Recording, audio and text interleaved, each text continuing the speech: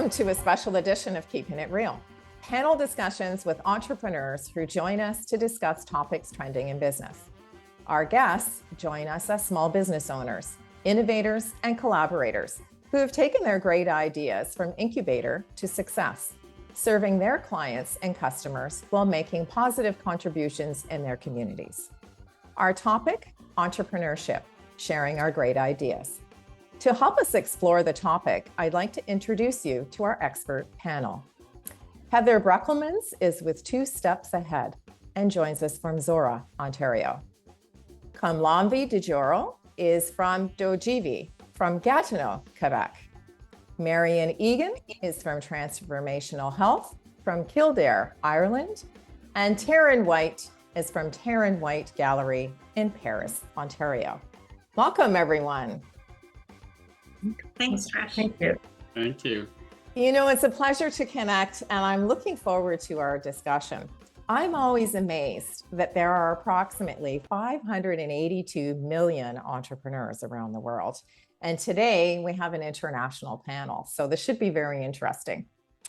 We all know that everyone starts their business with a great idea, and part of that is planning for our success. So I'm curious, did you have a formal business plan as part of your startup? Komlanvi, why don't you give us an indication? When you first started your business, did you have a formal business plan? No, straight answer is no.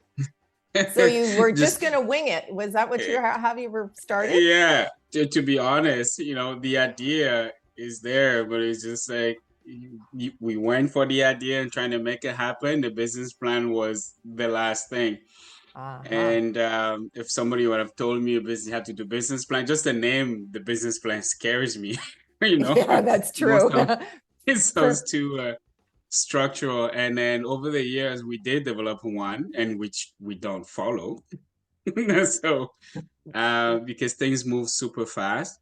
Yeah. I think what's important is that having something that you're passionate about, ideas that people rally around, that you're making positive impact.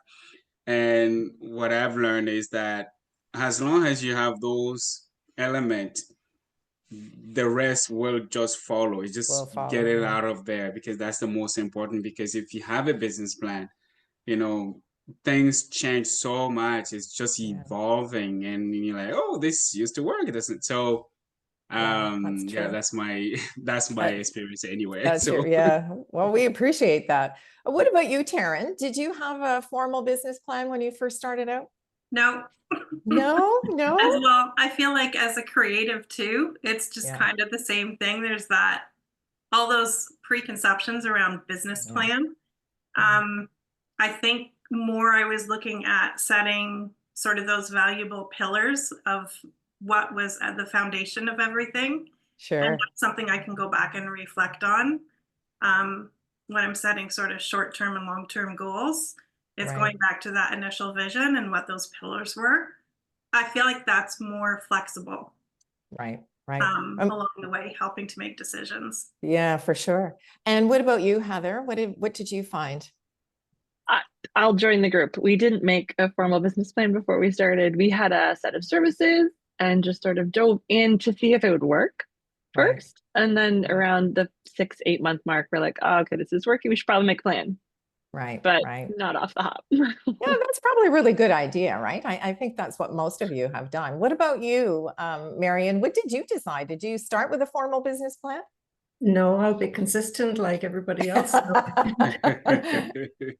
No, I started off with I was training as a reflexologist, and doing my case studies, people were getting results. So they started telling other people, and lo and behold, my business started. I didn't intend to start a business. I just wanted certification for reflexology, and everybody was getting good results. So they'd tell their family, friends, and it just blossomed from there, Organically happened. That's really cool. That's really cool. Now, we talk about passion and vision and purpose when, we're planning our strategy or we're talking about our business. But as small business owners, what personal quality do you think contributes to our success? Taryn, what personal quality do you think has taken you from, the business experience you acquired into entrepreneurship? I would say the biggest one's probably resilience. Yeah. And it's just overcoming, helping use that to overcome all the different challenges and things that come along, and staying in that growth mindset amongst all of that. Yeah. And what about you, Heather? Oh. For the most part, it ends up being far more relational for us than for me. So I enjoy creating both the connection and then creating some sort of a path forward. So it ends up being the connection that we make with people. It also helps me find really awesome team members. Yeah, that's true. And that's been really important. Good. And what about you, Marian? What personal quality do you think has taken you into entrepreneurship? Well, my passion is about my mission-driven purpose. So for self-healing and empowering other people to do the same. So that's, I just want to make a huge difference in the world. And that's what I intend doing and have been doing for the last 30 plus years. And it's been wonderful. It's just, my passion is my driving force. I love it. Yeah. Oh, good for you. And Komlanvi, what would you say is the personal quality that's taken you from on this journey of entrepreneurship? Yeah, in our space, a health and wellness CPG industry, our consumer packaged good, I would say perseverance and patience, because it will take time. It's gonna take more time than what you think. Than you think. Just getting your product out there into the hands of consumers and educating, sharing your passion is if you don't have passions or perseverance and patience, all the elements, you're gonna get. I think it's things You'll do get take time. discouraged, right? Yeah. Pardon for me, sure. you get discouraged. Yeah. Yeah. Now, Easily you to know, give up. Komlanvi mentioned something really amazing, and that is time. So, you know, jump in with anyone who had felt that their success was going to be a little easier or quicker than it's actually taken, because you've all been in business for a different number of years. So did anyone think that, did it happen in the right timing? Did you feel that, you know, yes, I'm going to start this thing, and 6 months down the road, revenue is going to come in and we'll be off to the races? Did anyone have that experience? I see lots of heads going no, but Tara, you said yes. So how did yours work? No, I don't think that it happens in our timing at all. Yeah, that's so and true. That's a big part of surrendering into that whole process. Yeah, That's a really good point. That one.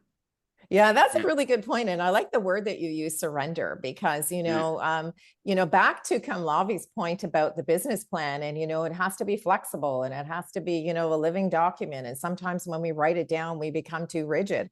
So that's a really wonderful point, that, we almost have to surrender to the experience of entrepreneurship, even though, we've got a great idea, right? So that I would like to add to Terrence's point also. It's a journey. Yeah. I'm trying to find a way to embrace that. It's a journey. Yeah, that's true. Yeah. And what we think is going to happen may end up being in a totally different place, right? We may find that journey changes and morphs. So that really takes us to a wonderful point, and that is, we've all have had defining moments, right? Things that we celebrate, and things that take us on a whole different trajectory. So is there one event that's been pivotal in your business so far that you found has sort of taken you to a new place? Marian, what would be, you mentioned you've been in business for 30 plus years, so you must have at least one defining moment that sort of said, yeah, I ended up going in a totally different direction. Yeah, and that happened during COVID when my clinic shut down, but not only that, my 95-year-old mom got sick and my daughter got cancer, and my daughter wanted me to be her mom, not her therapist. So I was thinking, well, what can I do? And as an artist, I brought art into my practice many years ago. I'm the founder of Heart Art Magic, and the magic is my acronym for my ability to go into my center. So I pulled everything I had from my heart-centered soul into these paintings, and I created my self-healing tool, which was designed for 2 seriously ill people, and it's now helping hundreds around the world. Wow. It was such a desperate, like an utter desperation and a challenge actually turned into an opportunity. And I'm so beautiful thing. grateful for that. Yeah. Heather, what about you? Have you had a defining moment in your business that you celebrate and it's taken you to a whole different place? I want to say no, because it was impossible to pick a single moment. I don't mean to derail your question, but I found that the moment that defined the business for me was not a moment that happened since it's been created. So, which is odd for us. So we began as a full digital, born out of COVID, jumped firmly into print, and instead of any of those moments being really defining, it really found like this odd background link to when I was a student. And I was a student both at a university and a college at the same time, and had one of those moments where you're in a room and you're like, how did I get here? And it was just a complete arrangement of time that couldn't have happened any other way if I hadn't changed courses or, joined student government. All of those things led to that moment. And then those things that seemingly had no application to where I'd gone with my career, now I'm doing the same form of field of study. So I'm working in agriculture. We're working with education and students to fill a labor gap, and all of those things that were a moment from before, now they're all applicable, but they didn't all come into any one moment here at all. They've just slowly trickled in, and I'm like, that is interesting. It has nothing to do with the moment that's happened here, but it's like a progression, and I can find it from before. Oh, that's pretty cool. Komlanvi, what about you? Did you have you had a defining moment? I mean, you were one of the folks when I took a look at your website, you were on Dragon's Den. That's got to be a pivotal moment. Yes, I wanted to share that, and plus another thing. So I'll share the number one is during COVID, we lost our supplier, and couldn't find anybody to manufacture our products, and everything was closed, and you had to start from scratch. Oh, wow. And you wake up imagine waking up the next day, you don't know if you have a product, and then you have to start over. So we were out of stock almost a year, and we decided to pivot. I don't like that word, but I want to use it because we used it during the pandemic so much. So this is where patience and resilience and perseverance that we talked about comes in.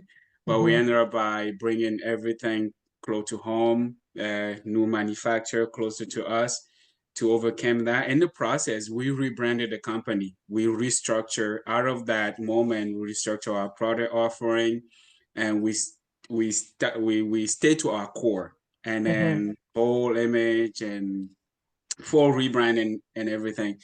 And that was a good, that was very significant moment. And we see it as, hey, how do you, life hits you, how do you deal with it? So it's a part of business. And the Dragon's Den was another moment.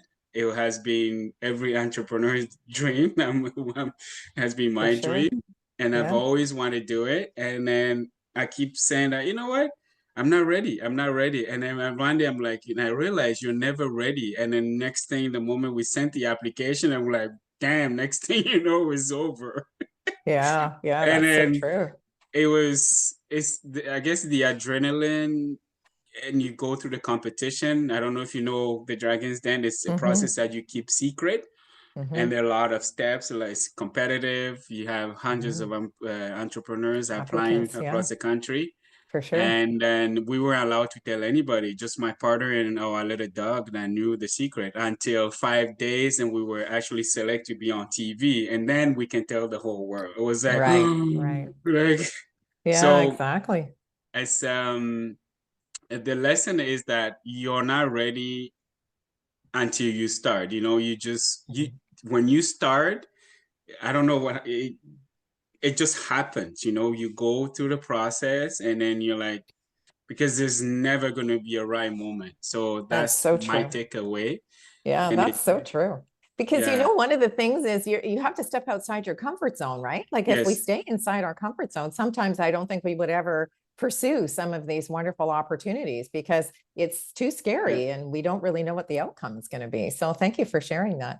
And Taryn, what about you? Has there been a pivotal moment in your business so far? It's something that you celebrate? I think so. Yeah. And talking about stepping out of that comfort zone. Sometimes we actually get squeezed out because we're not stepping into it. Yeah. And that would be my experience. The moment I'm thinking about is challenges that came up with my physical location for the gallery, and stepping through that. My goal was just to get as absolutely creative as possible to reach people in a completely different way and Right. support all the artists that I work with in a different way. And that's when I launched my magazine. And that Perfect. was pivotal. It came from such a challenging time, Right. but without it, I would never have done that. You know, what's interesting is your experience is similar to Marian's, right? Where you've had a challenge that was not of your making, and yet you were able to turn it into an opportunity. So I think that's one of the sort of the things of entrepreneurship, that for our viewing and listening audience who have joined us and who have listened to us so far, I think they can we've probably given them some little breadcrumbs that, you know, you start with a great idea and we all have these wonderful plans, but if you're not flexible and if you can't sort of go with the flow, then you're in a very short order, you know, things happen that are out of your control and you have to be able to pivot and use it. So thank you so much for sharing those really wonderful examples. Now, you know, for those of us who have, you know, we've all had role models, I think, or we've all had somebody that we've looked up to. You know, we call it mentors, and you're actually, just by participating in this podcast, becoming a mentor for somebody else, because seriously, sharing our stories helps to inspire other people. And I think that's the really wonderful thing about our platform. But does anyone want to share? Have you had a mentor or someone who's really been influential in your life? I'll leave it up to the floor to say, you know, who wants to share a mentor that you may have had that you feel was really instrumental in your career so far? What I found, Trish, was listening to the likes of Bob Proctor and Jim Rohn. You know, they're just amazing. But Dr. Joe Dispenza, for me, he clarified for me why my self-healing tool works, because of the work that he has done. And for me, that was just a big, huge aha moment. You know, when I read his book and I listened to him on YouTube, and I'm listening to all the healing and the research that he has done, and he's using the frequencies that I use on my cards, and it helps to bring the body into a healing mode. And it's such a simple thing that he has developed. And it kind of, when I see what I have developed, it goes alongside with what he's doing. And I just felt, oh my goodness, this is just amazing to hear him. And he's such, you know, he's so pivotal in what he's been doing because of his own, you know, but I'm just so grateful for him and what he has done and the books he's written as well. You know? And, you know, I love that comment, because it doesn't necessarily have to be somebody we've met, right? Like, it doesn't have to be somebody that we have coffee with, or somebody that, you know, we meet for dinner every once in a while. It can be just the influence of being part of a community of like-minded individuals. So I think that's really important. Does anybody else want to share a mentor experience before we move on to the next question? I can add to that. My mother was an artist, so was my grandmother. And my mom did it in a way that she was an entrepreneur.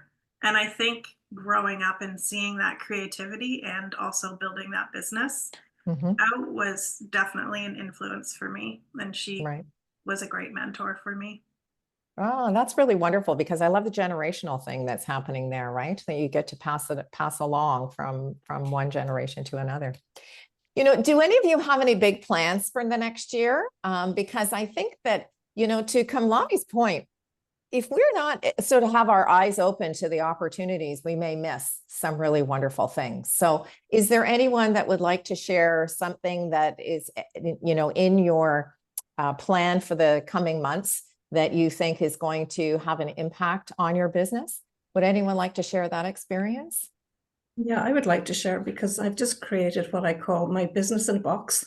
What I'd like to do is to teach people how to teach what I'm teaching now, so that I can spread the word and, you know, let the information go out there faster, reach a wider audience.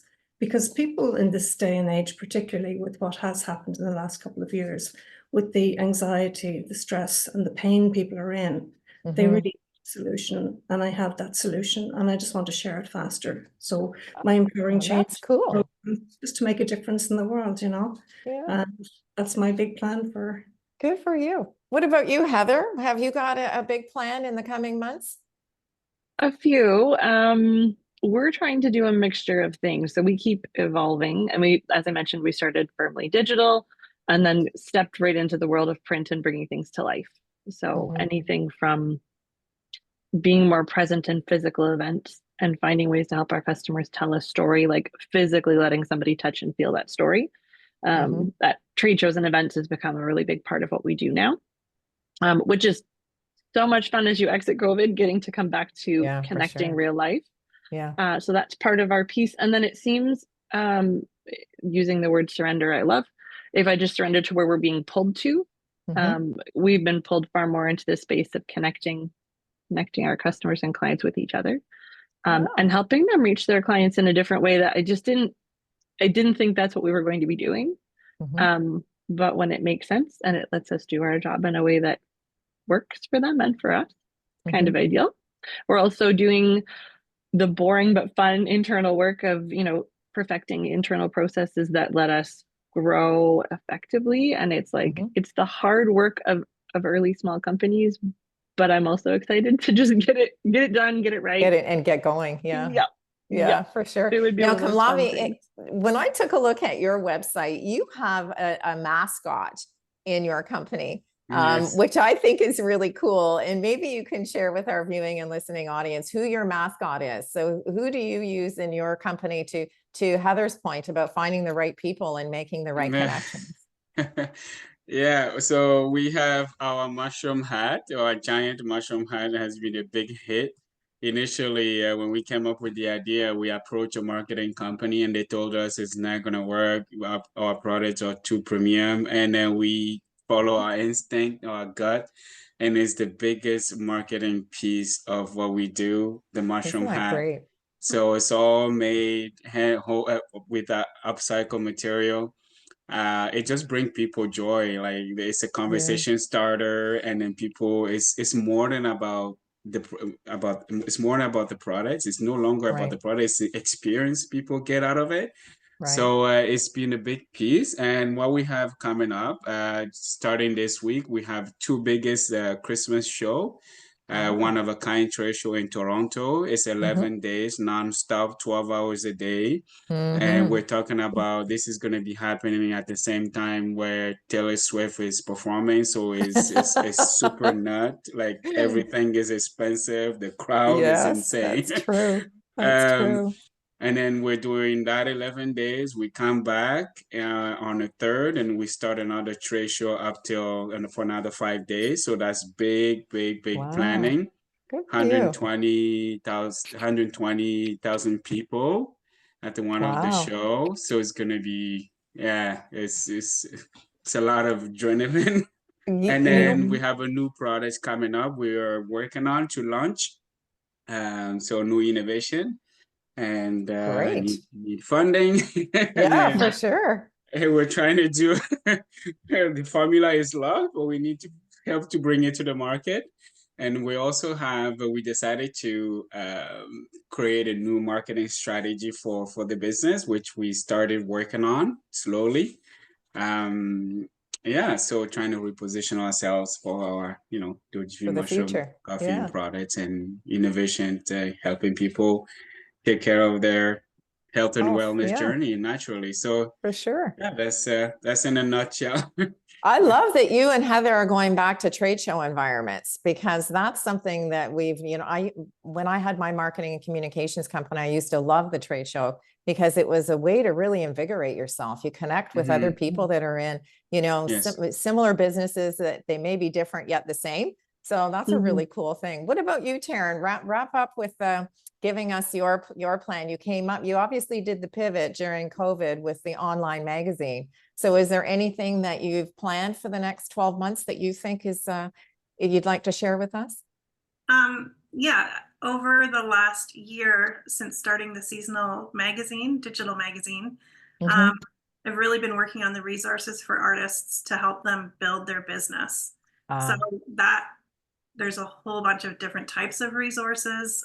Sure. And it's really getting those, they're now in place. So now it's a matter of really Sharing it. them and sharing it and connecting with all the artists that I've been working with over the years. Perfect. With that and bringing them into like a membership where they can access all of that. And it covers marketing, creativity, everything you can think of, but it's really just to elevate them at the end of the day in their business and in their artwork as well. Well, I love that all of you are doing something that sort of elevates and helps each of us as individuals come to a new place, and just making that connection with the customers and clients that you serve is actually a really wonderful way to expand your businesses. But to wrap up our conversation and our discussion today, I'd like to ask you each to share one word that describes your experience as a small business owner. And why don't we start with Marian? What would be your one word that you would describe as a small business owner? Gut instinct. Oh, I love that. I love that. And Taryn? Empowering. Oh, that's a good one too. Heather? Evolve. And Komlanvi? I'll say it's fulfilling. You know what? The really wonderful way to sort of wrap up our conversation, because not only are all of you in each individual businesses in different parts of the world, but what I love about meeting entrepreneurs is that we're all so different and yet the same, right? We experience the same challenges, even though we may be in different market areas and providing different products or services. So thank you very much for joining me today. I think you've given our viewing and listening audience some really practical things to think about. And I like that we didn't sugarcoat it. We were definitely keeping it real. So thank you very much for joining me. I certainly appreciate it. Thank you. Thank you so much. We appreciate your service to your customers and clients as well, and your contributions to your community. And on behalf of myself and all of the folks in the Share Your Stories community, I'd like to wish you continued success in your businesses. And to our viewing and listening audience, thank you for joining us today. If you'd like to connect with one of our panel guests, you'll find their contact information in the description portion below. I'm Trish Tonai, author, artist, and the founder and host for the series. And if you're interested in sharing your business story, visit our website at shareyourstories.online and subscribe to our YouTube or podcast channel. I'd like to thank you for joining us, and we look forward to meeting you next time with another episode of Business Mentorship, Keeping It Real.